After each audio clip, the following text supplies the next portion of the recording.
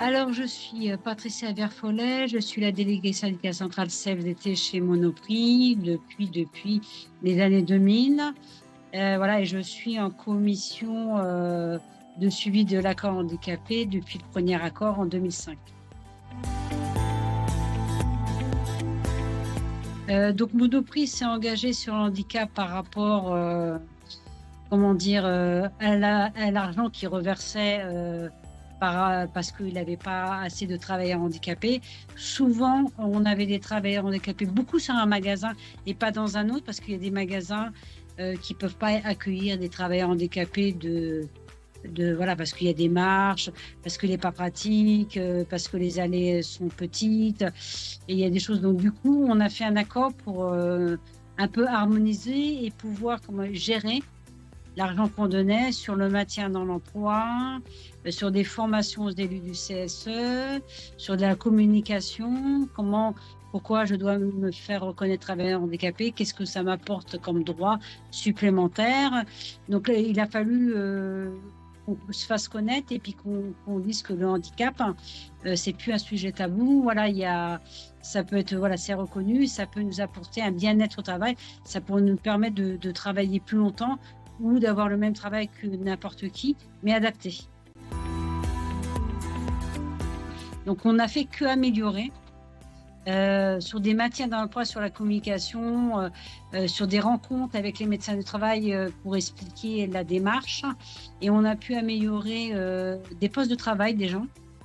Je pense par exemple à des caissières qui avaient des chaises adaptées à leur handicap, qui ont pu permettre qu'ils continuent à travailler jusqu'à leur retraite ou pourquoi pas. Après, on a aussi, on valide des formations si elles veulent évoluer, parce qu'il y a quand même des gens reconnus travailleurs handicapés qui ont évolué chez nous.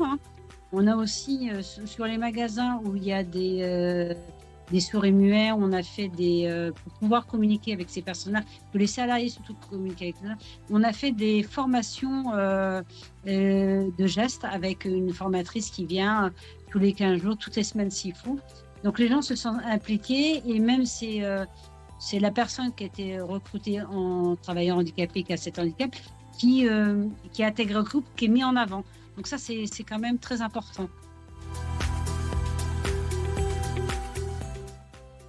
Les élus qui ne savent pas comment aborder le projet de la personne ou ce qu'elle veut faire, c'est nous contacter. On a une commission de suivi, donc il y a 2 par organisation syndicale.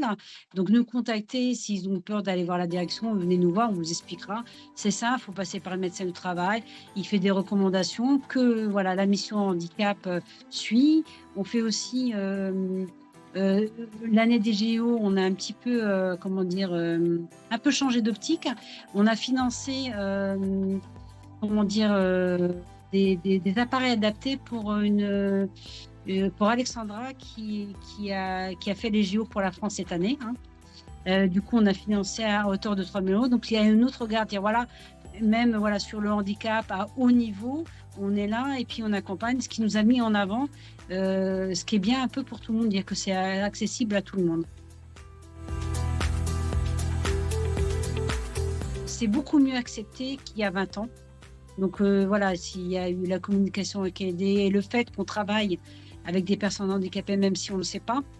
Et du coup, ça a ouvert, et c'est bien que dans le monde de l'entreprise, dans le monde du travail, il y a des gens handicapés, pas handicapés, de toutes sortes.